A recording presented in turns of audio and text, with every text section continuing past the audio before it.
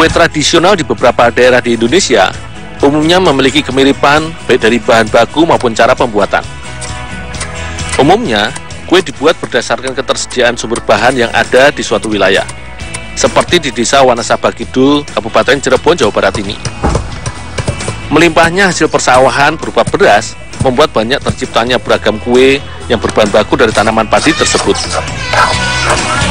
Kue lapis takir salah satunya, merupakan kue lapis yang terbuat dari dua adonan yang berbeda. Salah satunya berasal dari beras ketan putih.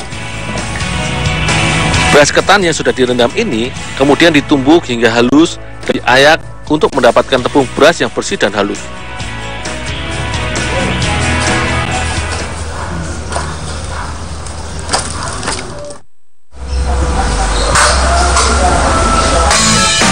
Ada dua jenis adonan yang dibutuhkan untuk dibuat menjadi lapisan dari kue takir ini. Lapisan pertama terbuat dari campuran tepung beras ketan, sementara lapisan berikutnya dibuat dari campuran tepung beras biasa.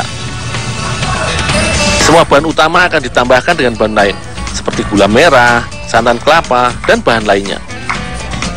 Untuk semakin menambah rasa dan aroma kue takir, irisan buah pisang dan nangka akan dicampurkan ke dalam kue bercita rasa manis ini. Ukuran besar potongan buah nangka dan pisang disesuaikan dengan selera dan besarnya wadah yang digunakan untuk mencetak kue takir. Buah cukup aku potong-potong dadu kecil-kecil.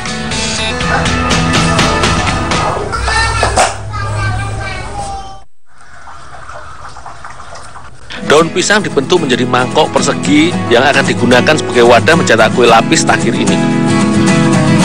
Kedua ujung daun pisang ini dilipat dan ditusuk lidi, hingga terbentuklah cetakan takir segi empat.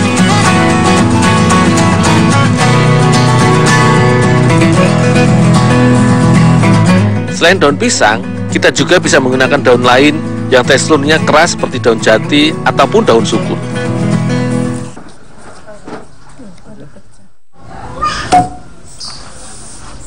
Untuk membuat adonan lapis pertama kue takir ini, aku mencampur tepung ketan dengan gula merah yang sudah dicairkan.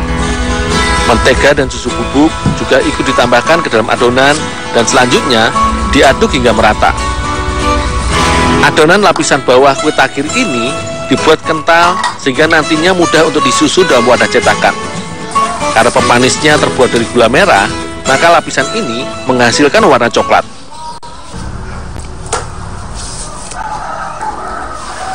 Hasil dari adonan lapis pertama yang aku buat selanjutnya disusun di dalam cetakan persegi yang sudah dibuat Umi Hani. Adonan diisi hingga memenuhi seperempat bagian dari wadah cetakan kue. Setelah itu, bagian atasnya diberi irisan buah pisang yang sudah aku potong-potong sebelumnya. Potongan buah ini sebenarnya juga bisa dicampurkan langsung ke dalam adonan kue, tetapi aku sengaja menyusunnya di atas adonan agar lebih menarik.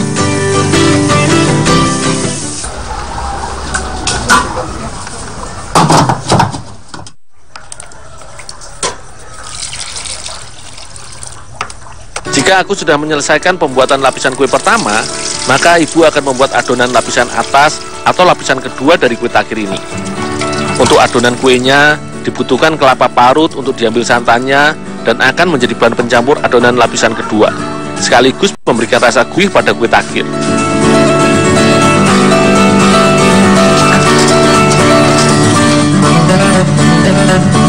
Tepung beras dicampurkan dengan santan, tepung sagu, dan juga gula putih yang sudah dicairkan. Semua bahan ini diaduk dan dicampur hingga merata. Jika adonan kue lapis pertama dibuat kental, maka adonan atasnya dibuat encer. Selanjutnya, hasil adonan bahan lapis kedua ini harus dimasak terlebih dahulu hingga mengental dan padat. Perbedaan pembuatan kedua lapisan kue takir ini disesuaikan dengan penggunaan bahan dasar yang digunakan, yaitu tepung beras dan tepung ketan yang memiliki perbedaan tingkat kekentalan. Campuran tepung sagu pada adonan ini membantu untuk mengentalkan adonan hingga menjadi bubur. Selagi dimasak, adonan harus diaduk terus-menerus agar semua bahan tercampur dan tidak ada bahan yang mengendap di dasar panci. Terima kasih.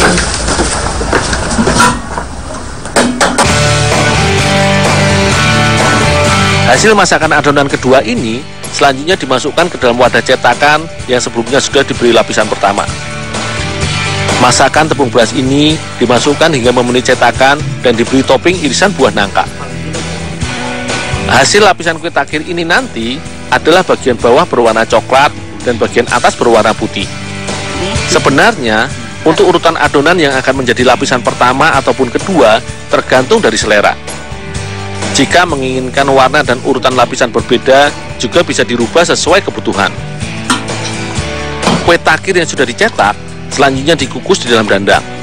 Pemasakan dengan cara ini, selain untuk lebih mematangkan adonan, ini juga dimaksudkan agar kedua lapisan adonan ini menyatu.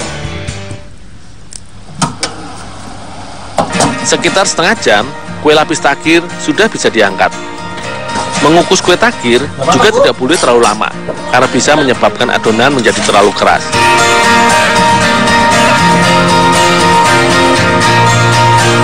Hasil kukusan kue lapis takir ini diangkat dari kukusan dan cukup dianginkan sedikit untuk membuang uap panas dan memadatkan kuenya. Setelah agak dingin, kue lapis takir ini bisa langsung disantap. Kue takir memang lebih nikmat disantap selagi hangat. Dengan tekstur dan rasa kue takir yang enak dan lembut, olahan tradisional ini bisa dinikmati oleh semua orang, mulai dari anak-anak hingga dewasa.